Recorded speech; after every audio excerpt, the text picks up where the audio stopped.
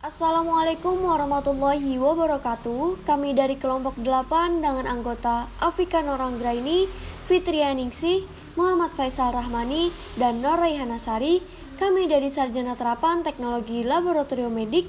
Dalam video ini kami akan membahas tentang sistem peredaran darah kecil atau pulmonal. Sistem peredaran darah terdiri dari dua macam, yaitu sistem peredaran darah kecil dan sistem peredaran darah besar. Yang sebelumnya sudah dibahas dari kelompok 7 mengenai sistem peredaran darah besar, maka dengan itu kami akan melanjutkan membahas tentang sistem peredaran darah kecil. Sistem peredaran darah kecil atau pulmonal adalah sistem peredaran darah yang berasal dari jantung menuju paru-paru dan kembali lagi ke jantung.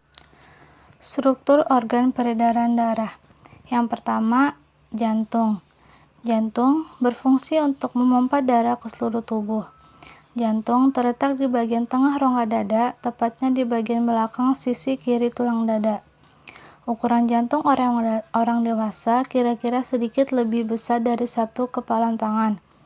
Di dalam jantung terdapat 4 ruangan yang terbagi menjadi 2 bilik atau ventrikel dan 2 serambi atau atrium. Serambi dan bilik kiri jantung berisi darah bersih yang kaya oksigen, sedangkan bilik dan serambi kanan berisi darah kotor.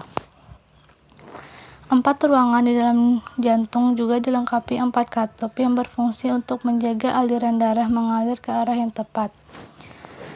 Bagian-bagian jantung. Yang pertama, aorta. Bagian jantung ini berada di bagian atas organ jantung. Aorta berfungsi membawa darah yang mengandung zat oksigen dari bagian ventrikel kiri sampai ke seluruh tubuh manusia. Yang kedua, vena cava superior. Ialah vena besar yang ada dalam tubuh manusia. Letaknya berada di bagian atas bagian jantung.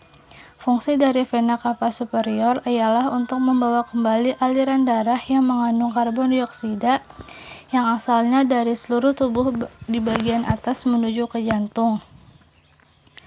Yang ketiga, arteri pulmonalis, yakni arteri yang tugasnya mengangkut darah yang berasal dari jantung menuju ke paru-paru.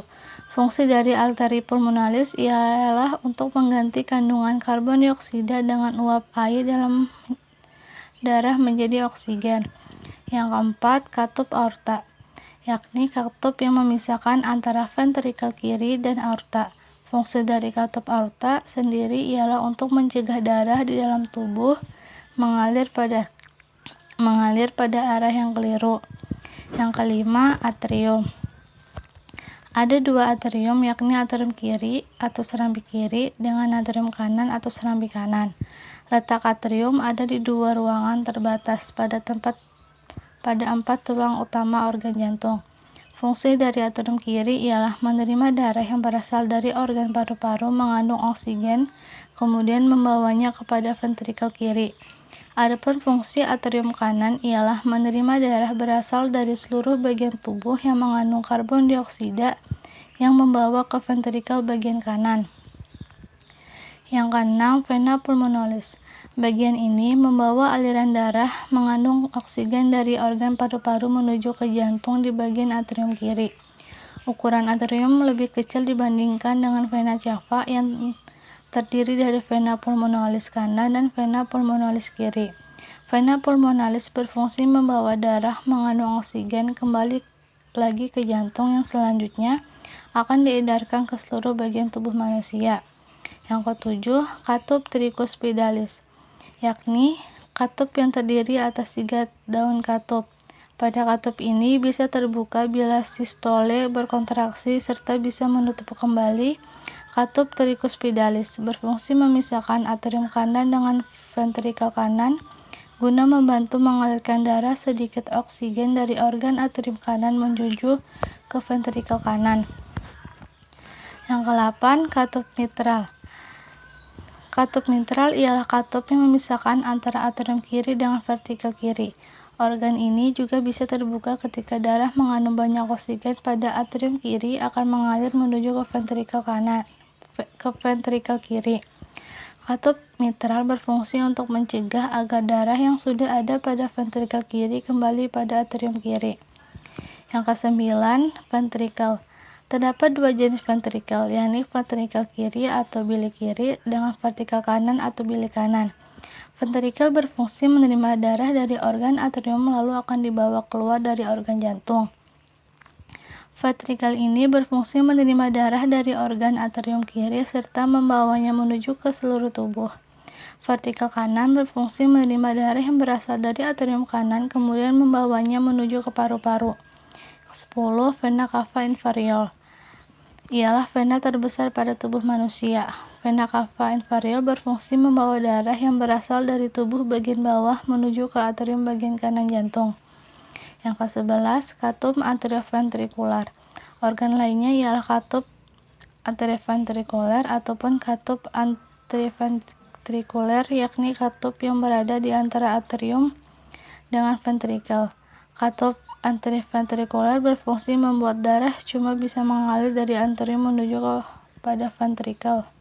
Yang ke-12, dinding jantung merupakan bagian terluar sebagai pelapis jantung. Pada dinding jantung terdiri atas 3 lapisan, yakni endokardium atau terdalam, kemudian miokardium atau bagian tengah, serta epikardium atau bagian terluar.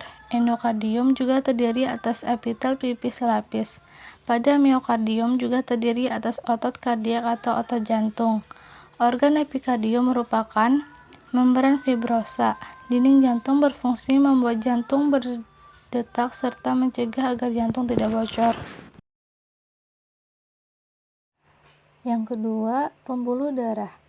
Pembuluh darah ini berfungsi untuk mengedarkan darah dari jantung ke berbagai organ dan jaringan tubuh maupun sebaliknya. Ada 3 jenis pembuluh darah di dalam tubuh. Yang pertama, arteri.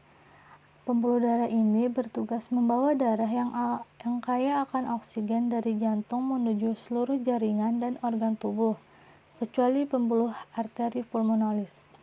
Darah bersih dipompa keluar dari jantung akan melalui pembuluh darah utama atau aorta dari bilik kiri jantung. Aorta ini kemudian bercabang menjadi pembuluh darah arteri yang lebih kecil atau arterior, yang menyebarnya di seluruh bagian tubuh. Yang kedua, vena. Vena ini berfungsi untuk membawa darah dari seluruh jaringan dan organ tubuh untuk kembali ke jantung, baik dari seluruh tubuh atau dari paru-paru. Pembuluh vena besar atau vena cava membawa darah kotor yang mengandung karbon dioksida dari seluruh tubuh untuk dialirkan ke paru-paru dan ditukarkan dengan oksigen melalui proses pernapasan.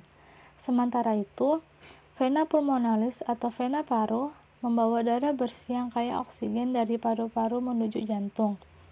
Yang ketiga, kapiler. Pembuluh kapiler merupakan bagian cabang yang ada di ujung pembuluh arteri dan vena. Pembuluh kapiler ini merupakan pembuluh darah yang kecil halus, dindingnya tipis dan berpori. Nah, pembuluh kapiler ini menghubungkan pembuluh arteri dari pembuluh vena dengan sel-sel yang ada di tubuh. Yang ketiga yaitu paru-paru. Paru-paru fungsinya adalah menukar oksigen dari udara dengan karbon dioksida dari darah. Jika paru-paru terganggu fungsinya, maka kesehatan tubuh manusia bisa terpengaruh secara keseluruhan. Meski berjumlah sepasang, tetapi paru-paru kanan dan kiri punya ciri yang berbeda.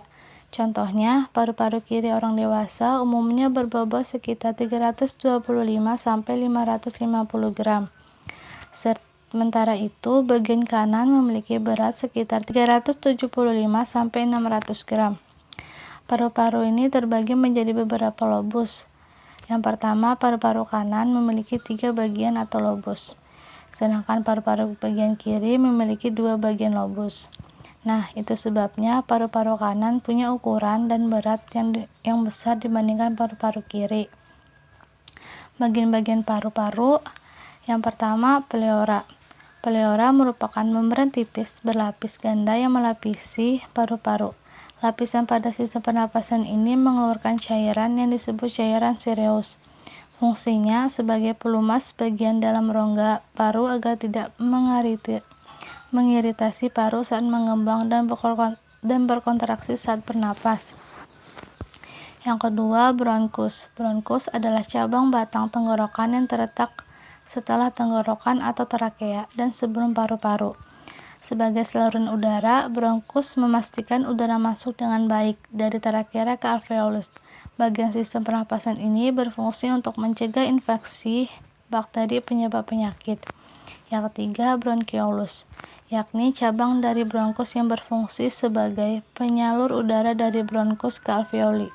Fungsi lain dari bagian paru-paru ini adalah mengontrol jumlah udara yang masuk dan keluar ketika proses pernapas berlangsung. Yang keempat, alveoli. Alveoli merupakan rongga cekung yang dikelilingi oleh kapiler kecil. Alveoli memiliki peran sebagai tempat oksigen dan karbon dioksida saling bertukar. Setelah oksigen diserap, darah akan mengalirkan karbon dioksida menuju alveoli untuk dihembuskan keluar. Pertukaran oksigen dan karbon dioksida tersebut terjadi pada dinding alveoli dan kapiler yang sangat tipis. Fungsi sistem peredaran darah kecil atau pulmonal yaitu mengalirkan darah dari jantung ke paru-paru lalu kembali lagi ke jantung. Secara umum, fungsi jantung yang utama adalah memompa darah ke seluruh tubuh dan menampungnya kembali setelah dibersihkan organ paru-paru. Hal ini berarti bahwa fungsi jantung manusia adalah sebagai alat atau organ pemompa darah pada manusia. Pada saat itu, jantung menyediakan oksigen darah yang cukup dan dialirkan ke seluruh tubuh, serta membersihkan tubuh dari hasil metabolisme atau karbon dioksida. Sistem peredaran darah kecil atau pulmonal tadi sudah dijelaskan bahwa sistem peredaran darah dari bilik kanan jantung yang rendah oksigen dipompa oleh arteri pulmonalis menuju paru-paru dengan masing-masing organ tersebut memiliki fungsi yaitu arteri pulmonalis membawa darah yang banyak mengandung karbon dioksida ke paru-paru, serambi kanan berfungsi menerima darah kotor dari seluruh tubuh, bilik kanan berfungsi memompa darah kotor dari jantung menuju paru-paru, paru-paru berfungsi sebagai menyuplai oksigen ke dalam darah, vena pulmonalis mengalirkan darah yang kaya oksigen dari paru-paru menuju jantung. Jantung terdiri atas 4 ruangan, yaitu serambi kiri, serambi kanan, bilik kiri, dan bilik kanan. Bagian-bagian jantung terdiri atas lengkung aorta, nadi paru-paru, pembuluh balik atas, katup paru-paru, pembuluh balik paru-paru kanan, pembuluh balik paru-paru kiri, serambi jantung kanan, serambi jantung kiri, kantung berujung 3, katup aorta, bilik kanan jantung, bilik kiri jantung, pembuluh balik bawah, otot jantung, dan aorta. Pulmonal ini terjadi dari bilik kanan jantung yang rendah oksigen dipompa oleh arteri pulmonalis menuju paru-paru. Disinilah karbon dioksida yang ada di dalam darah dilepaskan ke saluran paru. Sementara oksigen yang baru masuk ke aliran darah lain hanya dengan darah yang mengandung oksigen. Darah tersebut akan mengalir melalui vena pulmonalis ke serambi kiri jantung. Setelah itu akan dimulai kembali sistem peredaran darah besar.